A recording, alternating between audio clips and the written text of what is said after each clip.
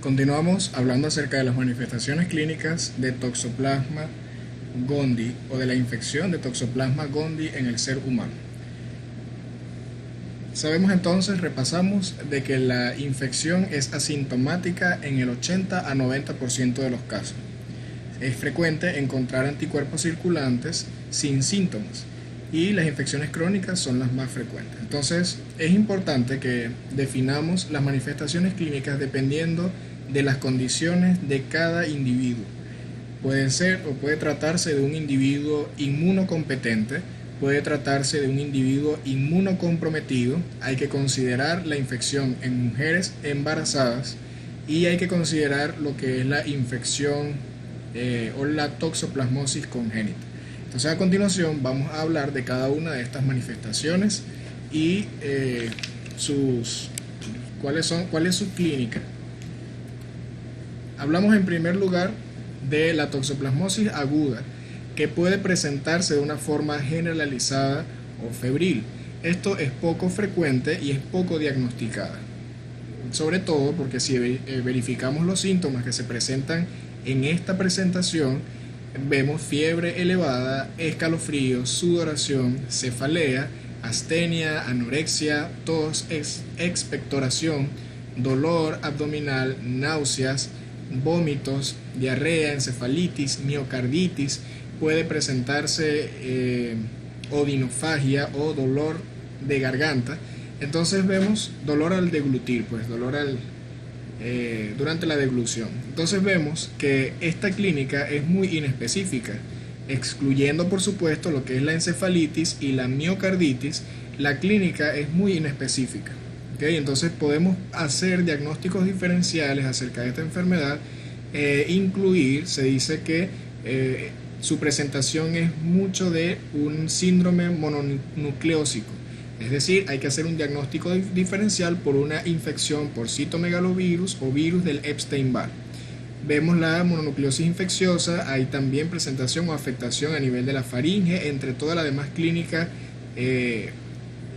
general o inespecífica que se presenta en esta enfermedad. Entonces puede pasar desapercibida. Es muy poco frecuente, quizá el detalle sea que sea subdiagnosticada porque no se sospecha acerca de esta infección. Entonces vemos que esta clínica hay que tomarla en cuenta cuando pensemos en un paciente que puede estar presentando una mononucleosis infecciosa. Tenemos que también tomar en cuenta o pensar o sospechar una toxoplasmosis aguda generalizada. Una de las cosas importantes que se pueden evidenciar en esta presentación es la faringitis granulosa o granulomatosa. Cuando inspeccionamos la faringe del paciente, entonces vemos un montón de gránulos eritematosos que se encuentran ahí en el fondo. Entonces es necesario que podamos verlo y tomar esto en cuenta también. Entonces, cuando tenemos un paciente con esta clínica, hay que sospecharlo. Esto sucede en los pacientes que son inmunocompetentes. Una de las presentaciones clínicas puede ser así, de esta manera. Por supuesto es autolimitada, no va a presentar complicaciones y en caso de que se presenten son muy poco frecuentes, como la encefalitis o la miocarditis. Pero eso es muy escaso o muy raro que pueda suceder en un paciente inmunocompetente. Tenemos otra forma aguda que es la toxoplasmosis ganglionar o linfática. Es mucho más frecuente en niños y jóvenes. Se presenta una linfadenopatía principalmente a nivel cervical, pero también puede tener presentaciones a nivel suboccipital, supraclavicular, inguinal y mediastínica. Esta linfadenopatía mediastínica puede provocar dolor abdominal intenso. Pueden ser únicas o pueden ser múltiples. Aquí observamos que hay elevación o aumento de volumen de varios ganglios. Se evidencian dos nódulos. Aquí tenemos uno retroauricular y uno a nivel cervical. Estas lesiones o adenopatías son indoloras generalmente, pero en algunos casos pueden ser poco dolorosas. El tamaño es medio, su consistencia es variable, puede ser renitente como también puede ser de una consistencia mucho más pétrea o dura.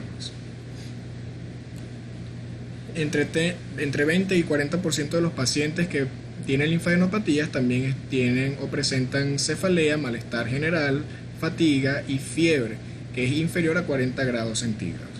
Puede presentar mialgias, odinofagia o dolor a la deglución, dolor abdominal y un exantema maculopapular. Fíjense que la clínica sigue siendo muy inespecífica y esa linfadenopatía puede estar causada por muchas cosas, pero si lo vemos en un paciente pediátrico o un adulto joven, entonces una de las cosas que tenemos que sospechar es toxoplasmosis.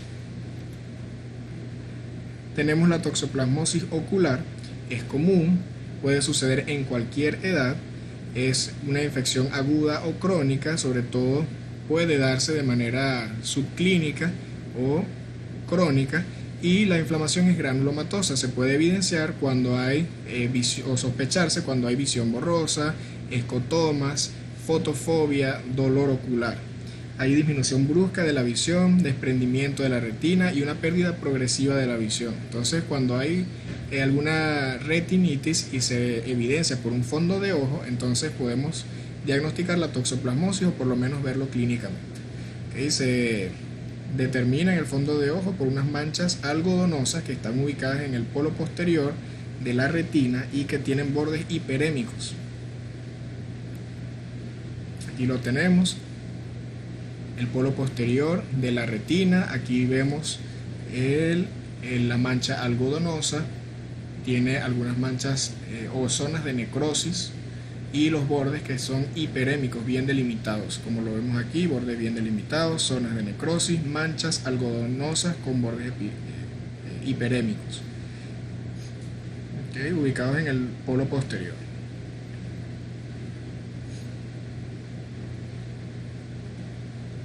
Recordemos que eso se hace por la realización de un fondo de ojo o una oftalmoscopia. Dentro de las manifestaciones clínicas en los pacientes inmunosuprimidos, es importante recordar que la reactivación de Toxoplasma gondii, es decir, un paciente que haya tenido alguna infección latente posterior a la infección por virus de inmunodeficiencia humana y su progresión al síndrome de inmunodeficiencia adquirida, entonces hay una reactivación hay una reactivación de esta forma latente de resistencia, porque el sistema inmunológico, que es quien lo suprime, de acuerdo a las teorías que se han mostrado, o uno de los factores pues que lo suprime es la inmunología, pero al estar suprimido inmunológicamente, entonces estos microorganismos comienzan a reactivarse. Eso también sucede en los pacientes trasplantados, pacientes con enfermedades hematológicas o quienes se encuentran en una terapia inmunodepresora. Pueden afectar varios órganos, por lo que las manifestaciones van a ser variadas o pueden ser variadas. Puede provocar neumonía, puede provocar miocarditis, puede provocar hepatitis, miositis y encefalitis, que es una de las más frecuentes. Entonces, la toxoplasmosis es la infección oportunista más frecuente del sistema nervioso central en estos pacientes infectados por el virus de inmunodeficiencia humana, y sobre todo, como les decía, quienes llegan a una inmunodepresión importante, que es la condición de SIDA, síndrome de inmunodeficiencia adquirida, alcanzando unos linfocitos TCD4 de menos de 100 micrómetros de 100 micras por litro. Puede presentar cefalea, confusión, convulsiones, todo lo que es neurológico, ¿okay? Lesiones focales, focalizaciones neurológicas, manifestaciones psiquiátricas o corioretinitis. Entonces es importante ver, un paciente con un síndrome de inmunodeficiencia adquirida presenta síntomas neurológicos o respiratorios, o vemos alguna afectación a nivel cardíaco. Necesitamos también incluir dentro de las causas, porque hay muchas. Por ejemplo, en la neumonía tenemos que hacer una lista o pensar pues en esos microorganismos oportunistas, si es a nivel de gastrointestinal, hay que hacer la revisión a nivel gastrointestinal, pero en este caso específico de toxoplasma, cuando hay alguna afectación respiratoria, pensamos en toxoplasma. Cuando hay afectación hepática, pensamos en toxoplasma. Cuando hay afectación de la parte neurológica, pensamos en toxoplasma también. En el caso de la infección materna, el 90% es asintomática, Las manifestaciones más comunes: linfadenopatías, fiebre, cefalea, malestar general y mialgias, y puede presentar dolor de garganta u odinofagia. Conforme aumenta la edad de gestación, aumenta la frecuencia de la transmisión. Esto es importante, ¿okay? Ya lo habíamos mencionado. Si aumenta la edad gestacional, con eso va a aumentar o va a ser directamente proporcional a la frecuencia de la transmisión. Pero es inversamente proporcional, la edad gestacional es inversamente proporcional a la intensidad clínica del trastorno. Es decir, que a mayor edad gestacional de haberse contagiado con este parásito, entonces menor intensidad clínica va a haber en el trastorno. El aborto espontáneo mortinato ocurre sobre todo en las infecciones del primer trimestre, pero a medida que va avanzando en la edad gestacional, entonces la intensidad clínica va disminuyendo. Entonces va a haber algunas otras presentaciones, retardo del crecimiento, pero no el aborto como tal. Puede haber o presentarse una transmisión placentaria que va a ocasionar una toxoplasmosis congénita. ¿Okay? La infección de la placenta origina la infección hematógena del feto.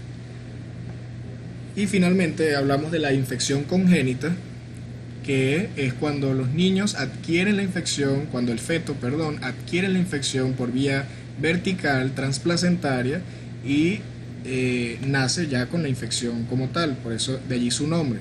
La mayoría de los niños infectados durante el embarazo son asintomáticos o sin anormalidades aparentes al nacimiento. Posteriormente comienzan a presentar la sintomatología. Cuando la madre se infecta por primera vez en el embarazo, el riesgo de transmisión es del 65% de los fetos cuyas madres tuvieron la infección en el último trimestre. Disminuye a 30 a 54% en el riesgo en el segundo trimestre, y en el primer trimestre desde el 10 al 15%. Recuérdense que mientras mayor edad gestacional, mayor frecuencia de contagio existe. Y estos porcentajes son acordes o coherentes con eso que acabamos de mencionar. Aun cuando la enfermedad subclínica es la regla, los signos presentes al nacimiento suelen ser variados. Hay una tríada clásica en la toxoplasmosis congénita que es de hidrocefalia, calcificaciones intracraneales y corioretinitis. Pueden aprenderlo fácilmente con una mnemotecnia de ICACO, aunque ICACO puede escribirse con H, puede escribirse con I también.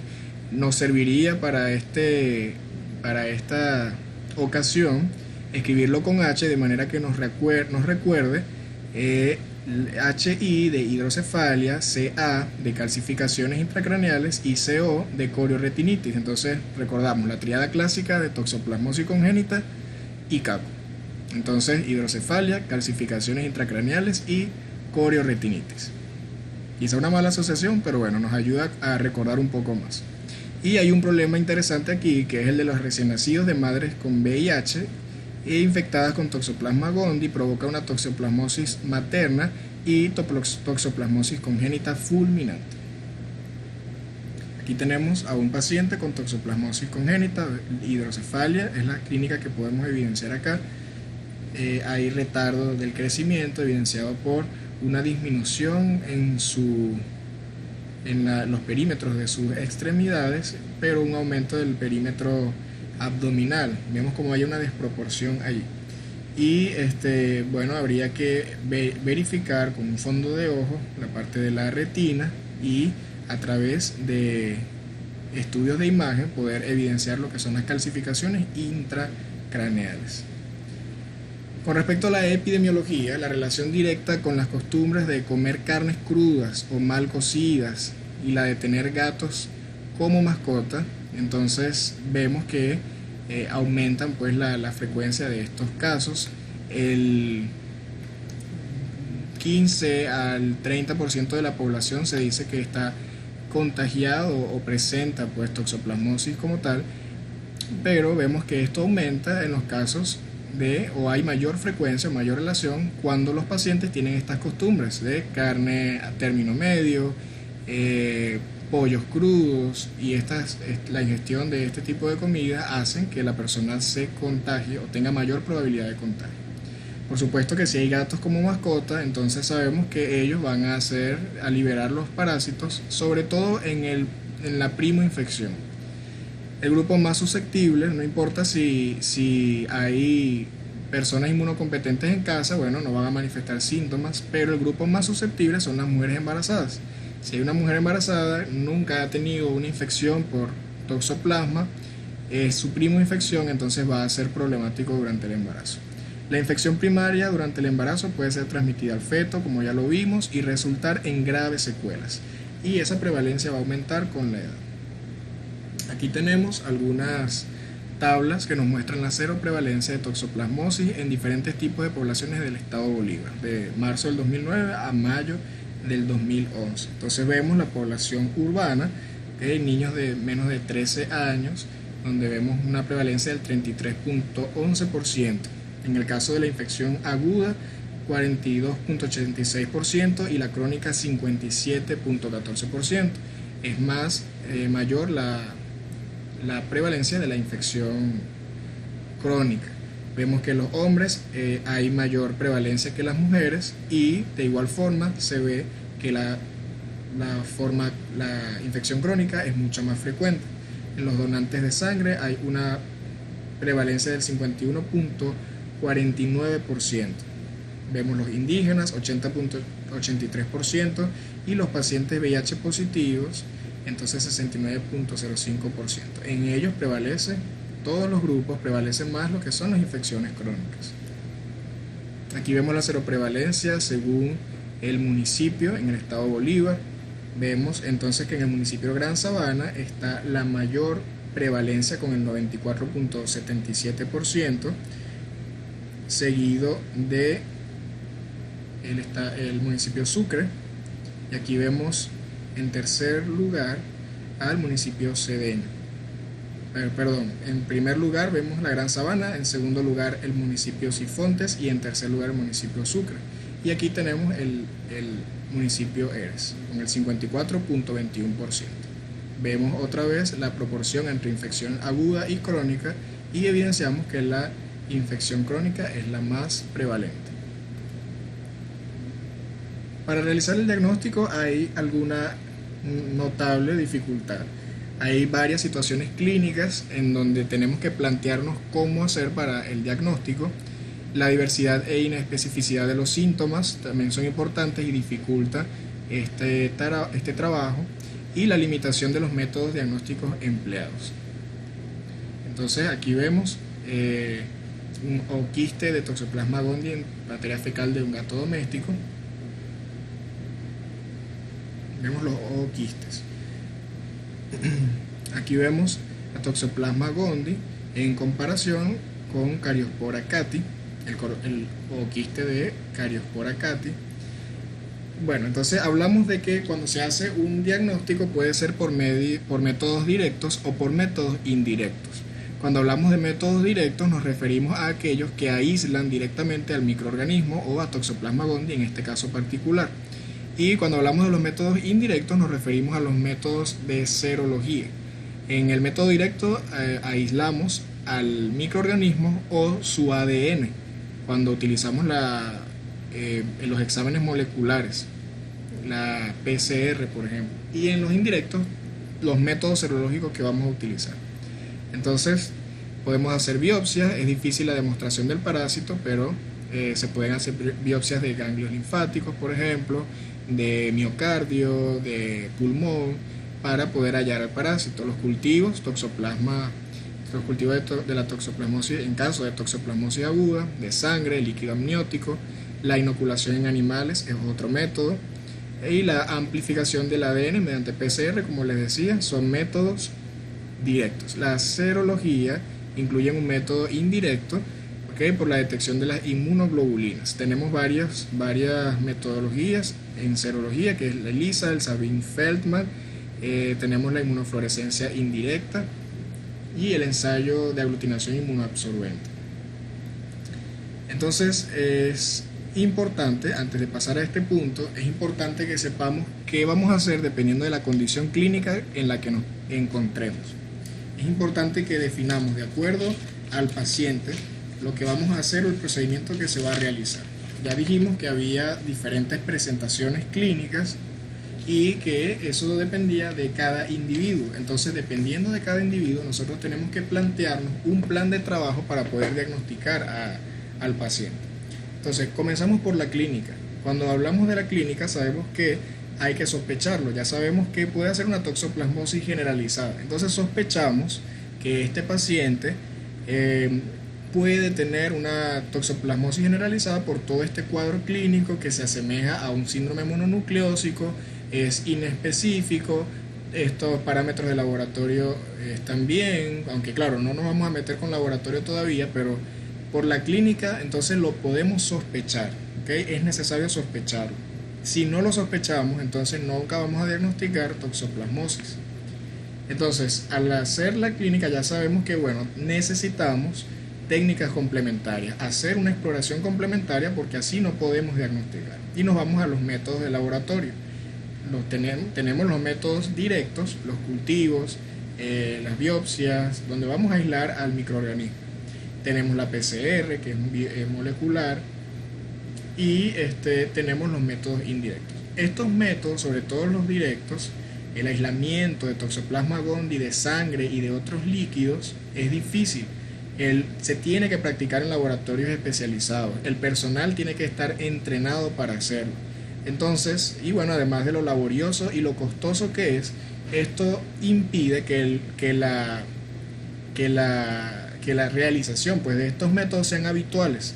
Entonces, los métodos habituales son la serología. La serología es el método habitual para diagnosticar Toxoplasma gondii. Entonces, el diagnóstico se hace cuando se establece o se halla o se hace la detección de anticuerpos inmunoglobulina G e inmunoglobulina M específicos contra toxoplasma. También se puede mencionar la inmunoglobulina A. Esta inmunoglobulina A circulante apoya el diagnóstico de la infección aguda. Hay una clásica asociación entre la elevación de inmunoglobulina M e inmunoglobulina A secretora.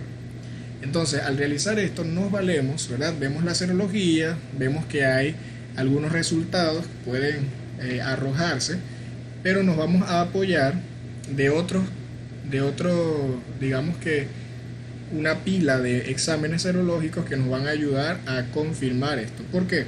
Porque resulta que la inmunoglobulina M tiene una duración, o sea, puede comenzar a disminuir durante un año. La inmunoglobulina G vemos que puede durar incluso durante toda la vida, pero la inmunoglobulina M puede durar durante un año. Entonces, si nosotros le hacemos un examen a un paciente o le solicitamos un examen a un paciente y nos sale inmunoglobulina M positivo e inmunoglobulina G negativo, entonces tenemos que pensar en que este paciente, de una manera aislada, ¿verdad?, tiene la inmunoglobulina M, pero eso no me va a confirmar una toxoplasmosis aguda. No necesariamente. ¿Por qué? Porque puede ser que eso me haya durado durante un año, pues, y la inmunoglobulina M esté aislada, pero yo tengo que confirmar con otros exámenes que esa infección es reciente o no.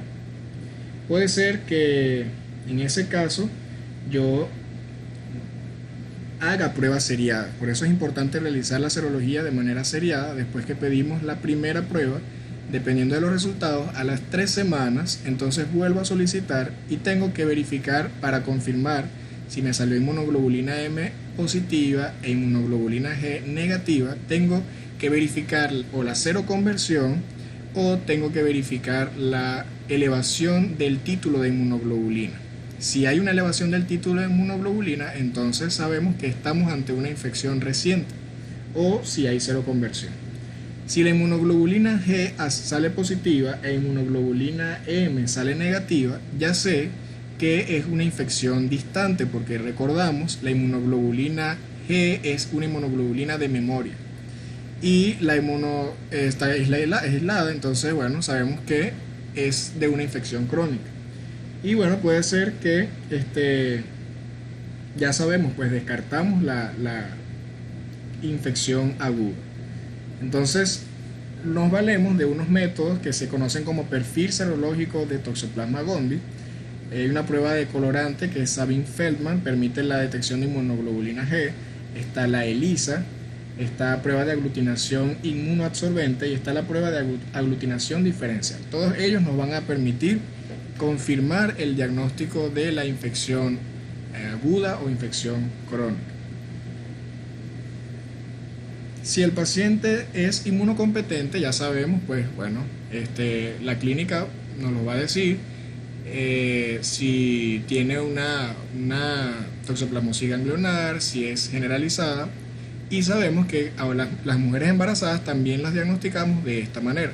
Hay una prueba que es la de avidez de la inmunoglobulina G. Cuando pedimos o solicitamos la avidez de la inmunoglobulina G, en este caso cuando me sale inmunoglobulina M e inmunoglobulina G positivas, entonces yo tengo que verificar la avidez. Verifico la avidez de la inmunoglobulina G para saber si la infección es reciente o no, porque a mayor avidez quiere decir que la infección tiene mucho tiempo, es decir, una infección crónica, pero a menor avidez de la inmunoglobulina G quiere decir que la infección es mucho más reciente. Esa avidez se refiere a la fuerza de unión que hay entre el anticuerpo y el antígeno. Entonces, si hay mayor avidez, mayor fuerza de unión, es porque tiene mucha mayor interacción de mucho tiempo. Entonces la infección es crónica. Si hay menor avidez, entonces quiere decir que no hay mucha interacción entre el antígeno y el anticuerpo, por lo tanto la infección es más reciente. Cuando se trata de eso, nos permite saber en las mujeres embarazadas, bueno, si la infección es reciente o no para el tratamiento. Cuando el paciente es inmunocomprometido, entonces el diagnóstico, ya sabemos que bueno, el paciente va a presentar, por ejemplo, una encefalitis y los síntomas. Necesitamos valernos de estudios de imagen para poder hacerlo. No solo eso, sino en conjunto, pues estudios de imagen, estudios de microscopía, estudios de serología para confirmar el diagnóstico. Porque si le hacemos un TAC, por ejemplo, a un paciente con una encefalitis o le hacemos una resonancia magnética, entonces van a salir los hallazgos, no van a ser diferenciables o distinguibles de un linfoma causado por VIH o un linfoma por enfermedad de Chagas. Entonces, como no se puede diferenciar, entonces se necesita acudir a otros métodos. Se necesita la serología, se necesita la biopsia de tejido, hacer líquido cefalorraquídeo, un estudio citológico, histológico y citoquímico, pues del líquido cefalorraquídeo para poder hacer o confirmar el diagnóstico. Y bueno, finalmente el caso de los pacientes o la toxoplasmosis congénita, el diagnóstico se puede hacer de una manera antenatal con la ecografía, donde hay hallazgos como la hidrocefalia, calcificaciones intracraneales, como le decía, el retraso del crecimiento. Se puede medir a través del eco el tamaño de los ventrículos y las características de la placenta. Entonces, en los pacientes que pensamos, que sospechamos, su mamá ha sido confirmada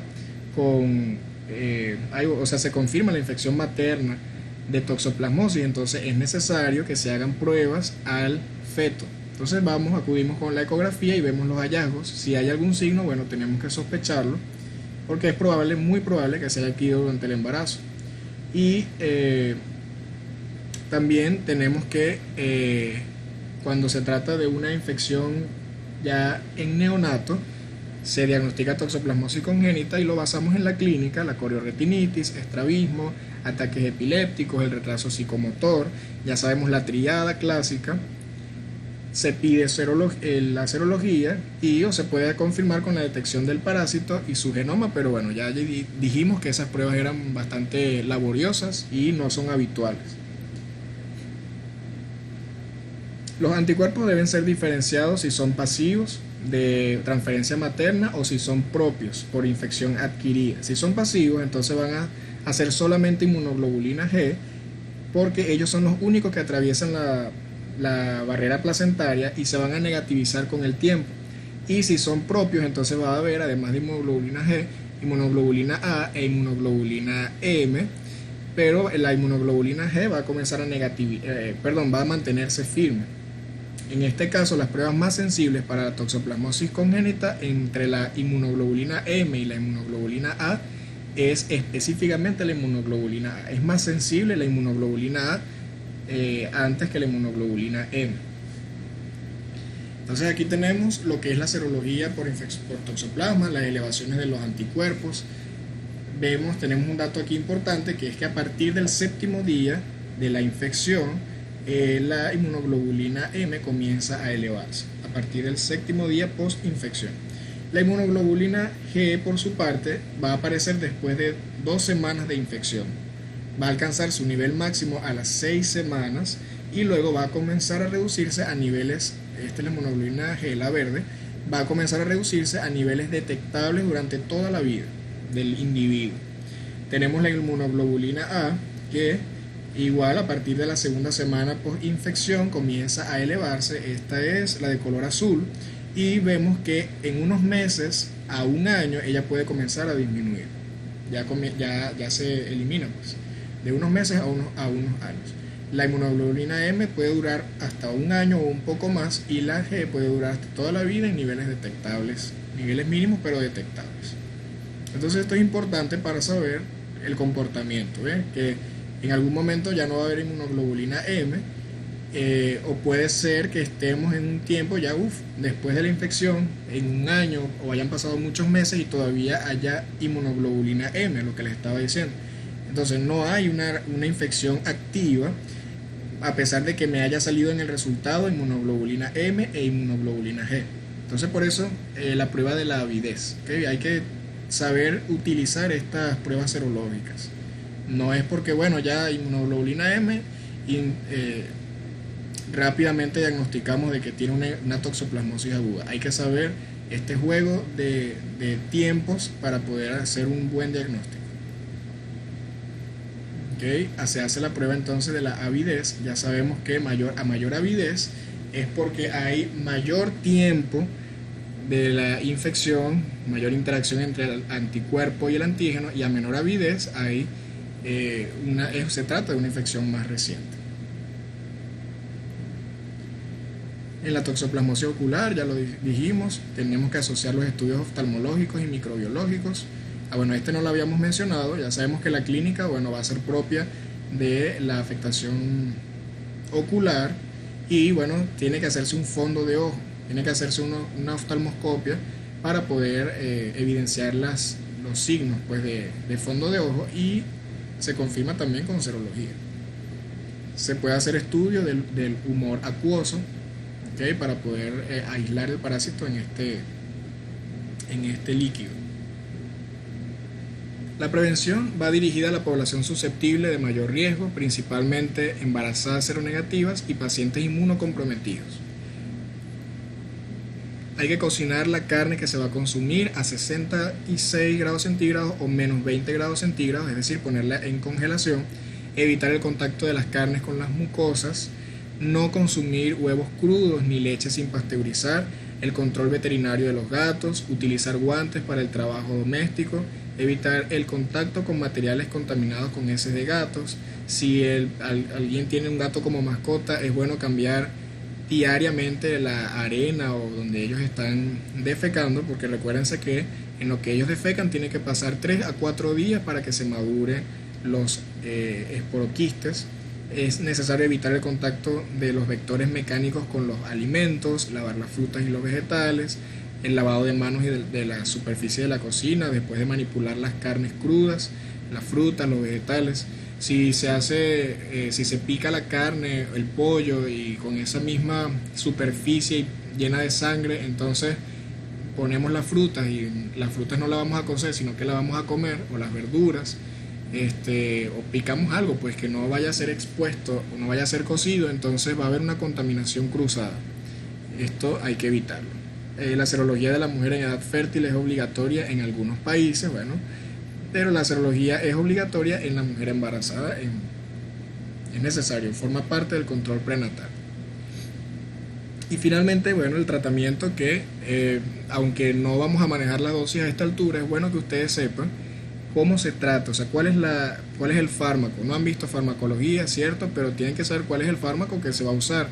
Muchas de las cosas que vamos a recordar en un futuro para la vida va a ser lo que hayamos aprendido durante nuestra primera exposición ante estos o ante el conocimiento de estos microorganismos. Entonces, bueno, les recomiendo que vayamos aprendiendo ya cómo se trata cada microorganismo.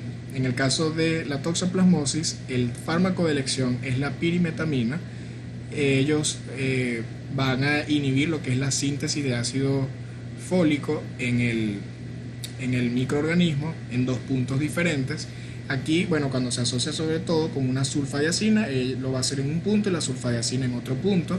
También la clindamicina interviene en este proceso, o sea, se puede asociar con la pirimetamina. También se puede utilizar trimetoprim sulfametoxazol, es otra alternativa, y la claritromicina.